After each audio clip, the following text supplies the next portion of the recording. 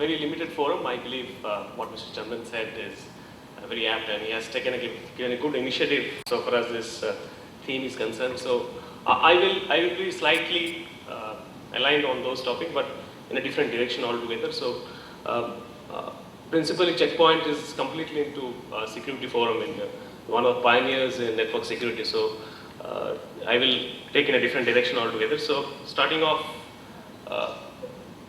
the entire threat landscape has become very, very dynamic.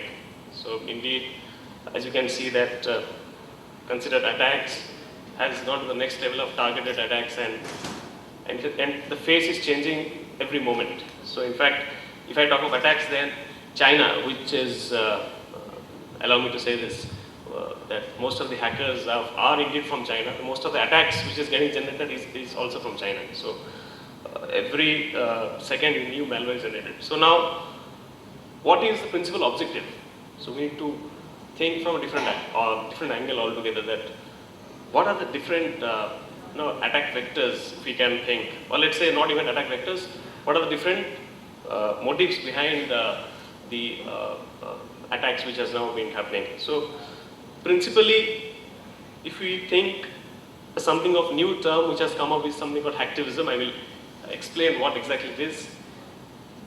State-sponsored attacks, which has now been happening for the last 2 years, and last but not the least, financial gain. So if you broadly see that these are the principally 3 areas where we can define the new threat landscape which has come up in the last couple of years.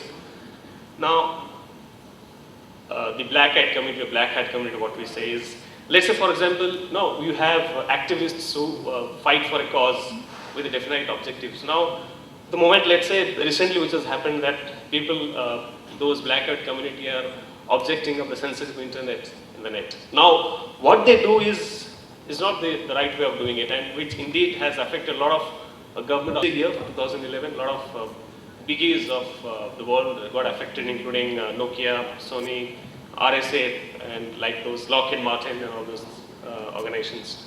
So multiple reports will say different industrial espionage, which has been now a new thing, many things, but how security breach is happening due to all those things. State-sponsored again is very, very potential way of coming up in this direction.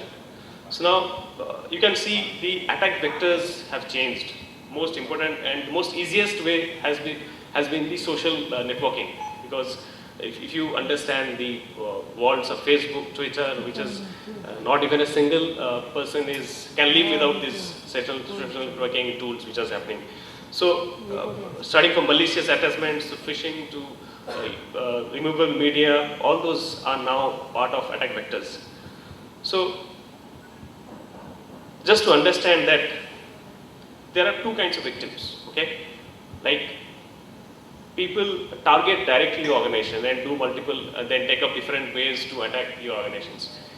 The second one is very, very vicious, that when attacks are carried through you, and this is what is called the advanced persistent threats, or bots, what we know, become very, very relevant, that you might never know that you are part of that vicious triangle, and suddenly you come to know that yes, you are actually part of that entire chain without your knowledge, absolutely no knowledge. So this report came in one of the newsletters that investigations unearthed a new and deadly pattern of cyber attacks in which Indian government servers have been used by foreign countries to target the company networks of third countries. So very, very this is being highly discussed by Department of IT, national level. Even Kapil Sibal is moving on to different headquarters of the large security organizations and meeting the CEOs and understanding how to enable India in this platform. So now just to give you one more insight, that how does people get into the attacking mode. Like for example, as I said, now social networking, Facebook, Twitter, linked. In fact, if we numerically see that Facebook is the 3rd largest country in the world, the number of subscribers, number of people who are part of that community. Twitter is 7th largest. Now, these are very, very potential, people are most vulnerable to this, the way, because this is the most easiest way to get into any kind of organization. So the next level which becomes is how to gain information through that access. Once that access is established, once the infiltration is through, people try to understand how I can access information through these tools. And the next is, the platform is set that remotely I can develop something called control and command center, that whatever I will instruct through that machine in which I have spread that malware to help me upload data, do configuration changes, and completely bring down a network and thereby an organization. So that's how they gain control to these devices. So obvious reasons for thinking more security in these lines. Now you have plethora of products. Okay, you have different specific products to get your needs. Now it is not possible to integrate all these technologies in a network. There are different organizations who go for multiple technologies in a very hybrid network. But again, on top of it, increasing regulatory compliances, regulatory norms which has to be adopted, because nowadays compliance has become very mandatory for a lot of organizations, because people are indeed interacting with a lot of different countries where compliance becomes the first stage. So now, as you see, these are most of the related to financial world, but again, that is the most critical vertical of the world, which has become now mission critical for this black hat community. Now, these are from Checkpoint perspective, what we believe, these are the three vectors which are very important, which has to be coordinated to have an effective approach so far as security is concerned. Now, how we understand is that security is not about only technology. It has to be a combination of people, policy, and enforcement. Now, how do we define is that business objectives should be aligned with security. Very important. Now, how do we define it is that the policy, whatever policies they define, should be aligned with my business needs.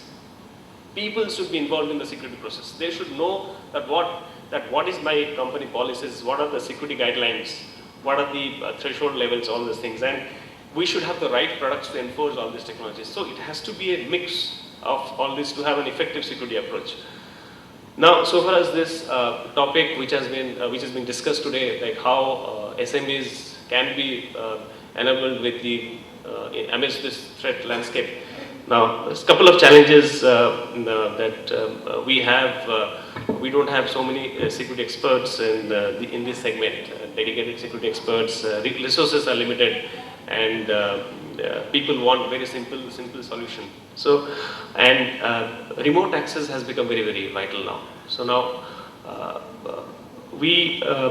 I will talk about something called SMB Cloud Services from Checkpoint very briefly, that how we are addressing a very cost-effective solution in this regard. Now, if you see that, as I told, that business needs are indeed the most focused for any kind of organization so far as SME is concerned. Primarily, if you see, challenges are the growing complexity to protect network and data, and budget pressure is again very vital so far as SME segment is concerned. Now, what we do is basically Checkpoint, which has been pioneering for the last 19 years. We have come up with a solution which, what we are saying, Checkpoint Cloud Services, is that entire ownership for these services is on Checkpoint. That this will be purely SLA based services. The entire ownership is on Checkpoint management. Whatever services we will deliver is again through Checkpoint. The most interesting thing is there is no investment of any hardware by the firm. Everything is controlled through Checkpoint. There is a SLA, like how you want the services to be, what all reports you want, and what all services you want to take. So this is what, so far as performance, uptime, and flexibility is concerned, that the customer can decide that yes, I want to go for this service, and this is the SLA I want to draw. It is absolutely flexible to do all these things. Now, all this thing is happening through a Checkpoint Threat Cloud. I will talk briefly on that. Threat Cloud is actually, it's a sort of, we have installed a couple of very sensitive network of servers which gets updated on the latest threats and malwares and bots. So as you see, 250 million addresses analyzed for bots recovery, 4.5 million malware signatures, and 3,000 malware investors. Every day we are identifying some new threats which is generated. Now this is actually a collaborated kind of service where Checkpoint entire R&D team is involved in it. They understand what are the new threats getting generated, and this is the threat cloud which we offer through Cloud SMB.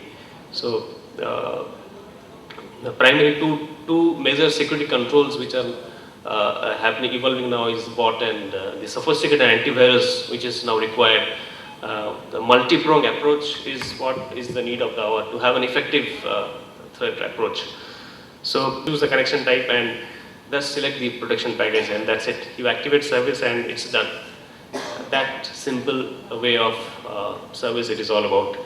Now, just an example, like you can either go for a 10 node, 25 node package, depending on the standard and premium packages which are available, and you select the service, you select the SLA, and that's it, it's done. So it's one of the ways we thought that yes, for the SMB segment, this might be effective, because no, you might not go for this approach of putting up multiple technologies in the and create a hybrid network, which might not be feasible in this segment. So again, Checkpoint, so quite an award-winning company, for rated leader in the Gartners for the last 13 years, and you have a direct checkpoint access. All this thing. These are the couple of services which are there, which we offer in this Checkpoint Cloud SMB, starting from what are the services which I mentioned. I can talk to you in detail offline once we have a networking session on this. Now, a couple of reports which I just thought I will just show you, like how many blocked attacks, what are the different blocks, websites which are blocked, the reports which will get like this, and very, very comprehensive way of approaching the security. Now, these are the couple of options which we have right now. It's 10 nodes, 25 nodes, and unlimited options. And the payment can be monthly or 1 year, 3 years. Those flexible options are there. So now, just to sum up quickly, is that consolidation is what will require. Multi-pronged approach is required indeed, that to have a basic protection now, because gone were the days when people are talking about firewall IPS. So now it has gone to the next level of what we hear is targeted attacks, where you need to have these levels of protection to be in the level of risk. So I'm through, so I understand the forum is less, but I will welcome questions offline, or you can ask questions right now. Thanks a lot.